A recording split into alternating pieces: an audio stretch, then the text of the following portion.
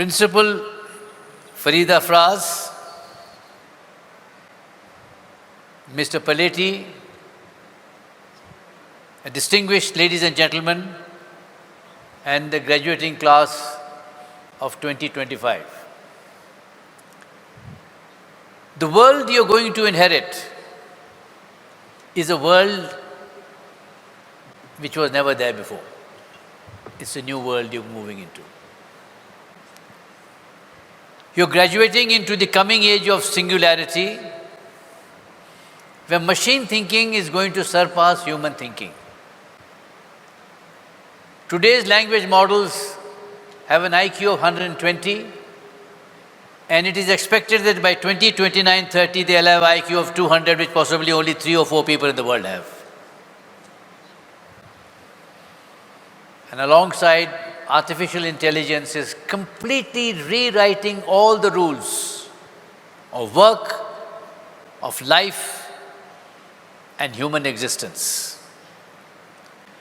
You're entering a landscape characterized by volatility, uncertainty, complexity, and ambiguity, where change is accelerating at an unstoppable speed.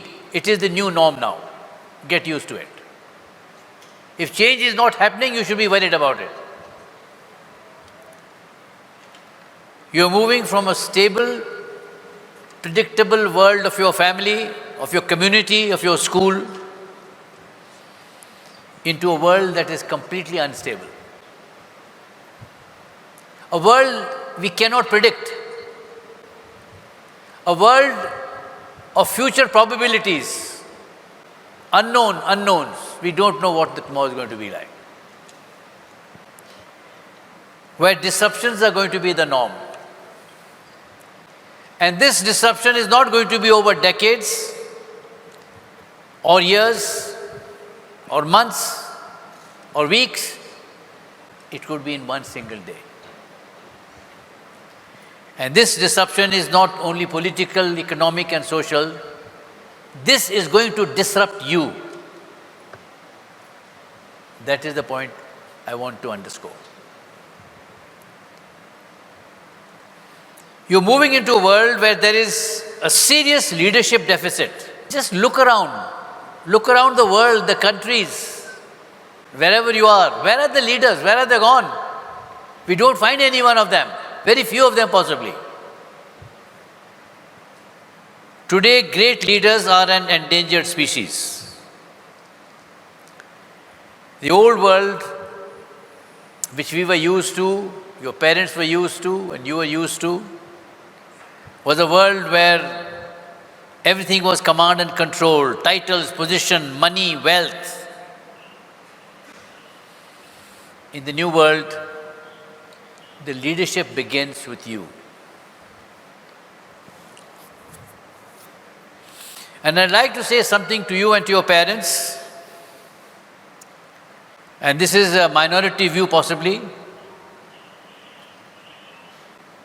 The greatest leaders will be those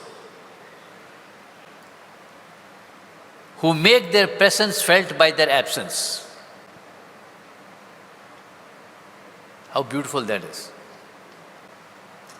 If you have to be constantly reminded of your leader, then that person is not a leader. How many people, living or dead, have entered your life, have influenced your life, have captivated your life? We don't remember them.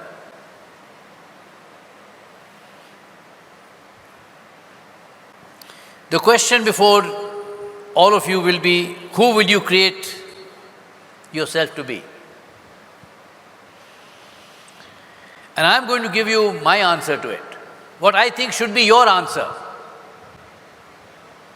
Who do you want to be? Who do you want to create yourself to be? My answer is that I am a concept. I am a concept. I represent a concept. Because I am a human being first, everything else comes later.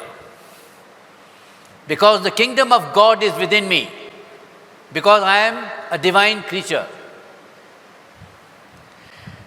I am a concept because I am the embodiment of higher order emotions, particularly love, compassion, forgiveness, and respect for life. Because I am the incarnation of invention, I am constantly reinventing myself, pushing my borders, pushing my boundaries. Because I am not a fixed identity, I am work in progress. This is the concept I feel has to be your guiding star, and the significance of this concept is you are the CEO of your life. If you cannot be the CEO of your life, you are never going to be the CEO of a company or any organization. That is the bottom line. So as a CEO of your life, you are a startup one. You're always in a startup mode. You're work in progress. Iterating, failing, pivoting, reinventing. As a concept, you don't have a static identity. Changing. It's not your LinkedIn profile. It's not your resume. It's not your CV. It's not your job description. Your concept stands for the values you role model, for the belief systems you role model, and for the higher purpose that guides your life. And if there be one word, I think next to God, in my view, which will bring man closest to him or her, is a higher purpose. And I'd sincerely like you to mull over this when you have the time. And I'd like to say that to succeed in life, you need to have what is called a 10x mindset. We are raising 2 schools in Indus called 10x schools. And they are specially being programmed and wired exclusively to be 10x minded. One is in Bangalore, and the second one is coming up in Mysore. So 10x mindset is not being a better version of myself. That's a lot of baloney. I hear this very common. I want to be a better version. To be a better version means you're an ordinary person. You're mediocre. And there's no place for mediocrity. It does not mean that I'm going to be 10% better. It is about being 10 times different. Are you 10 times different? My young friends, every day, every month, every year, you must introspect on whether you are growing exponentially. Ask yourself this question now. I'm throwing this question to you now as you sit on these chairs, waiting for the investiture to get over. Since yesterday and today,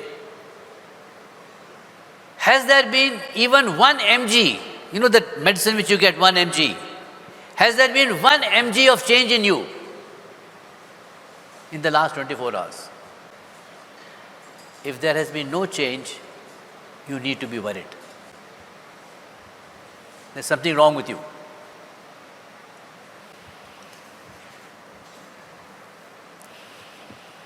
When I say that I am a concept, I say that I am sustainable. Sustainability not in terms of planet, sustainability in terms of you. Are you sustainable?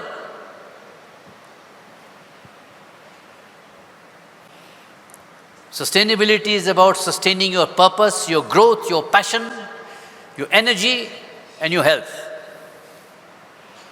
In this context, I will share 3 personal beliefs from my experience of 39 years in the military and 24 years in Indus. You can add the total up there. Greater energy and greater passion is more extraordinary than greater genius. You can all have all the damn certificates of the world, all the citations of the world.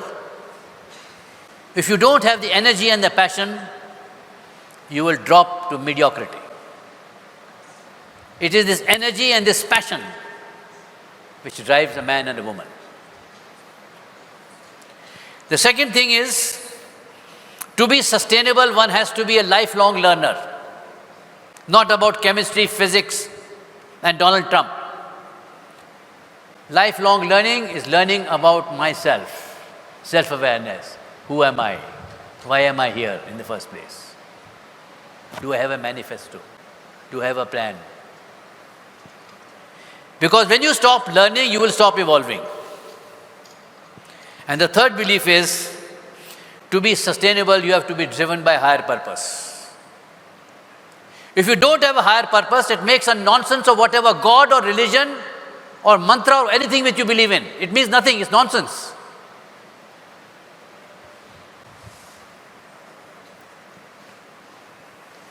And lastly,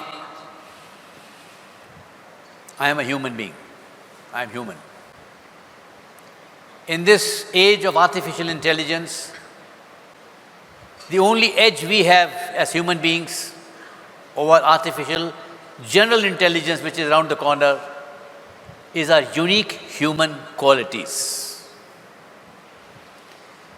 Qualities of compassion, of love, of forgiveness, and as I said, respect for life.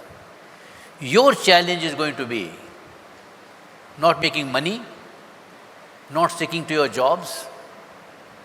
In this rapidly evolving world, going to be driven by singularity, how are you going to retain your humanness?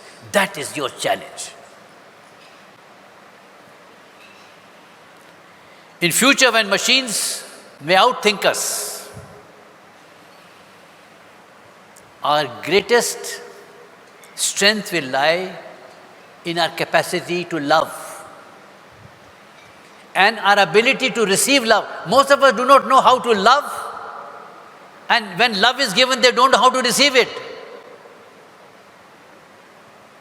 To create meaning and to lead with compassion. Because love is a divine experience. To sum up, I am a concept. That is my identity. I am a startup of one. That's my journey. I am 10x. That's my mindset. I am sustainable. That's my resilience. I am experience. That's my lived knowledge. I am human. That is my essence. So graduates of 2025, I wish to remind you,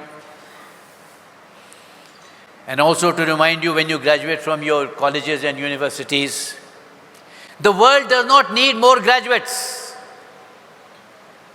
The world does not need more degrees, more doctorates, more millionaires.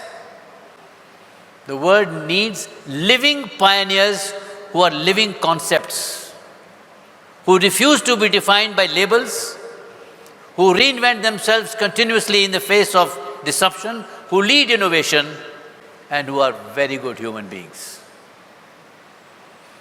Reading, writing, and arithmetic makes sense only if you are a good human being.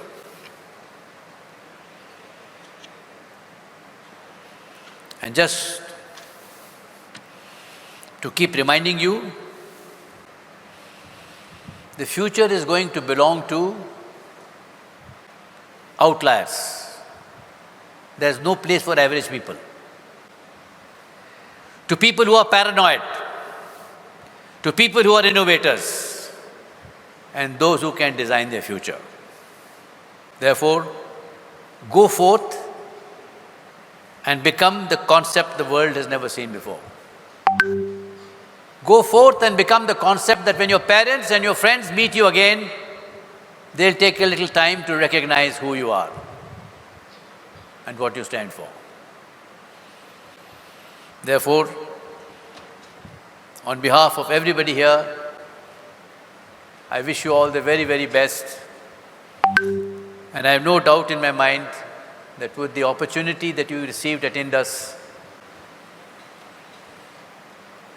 you will make every one of us proud. And remember one thing, there is no perfect human being. The only perfect human being is an imperfect person. Your perfection lies in your imperfection. So allow your imperfections to grow. Nurture your imperfections also. Thank you very much, and may God bless you all.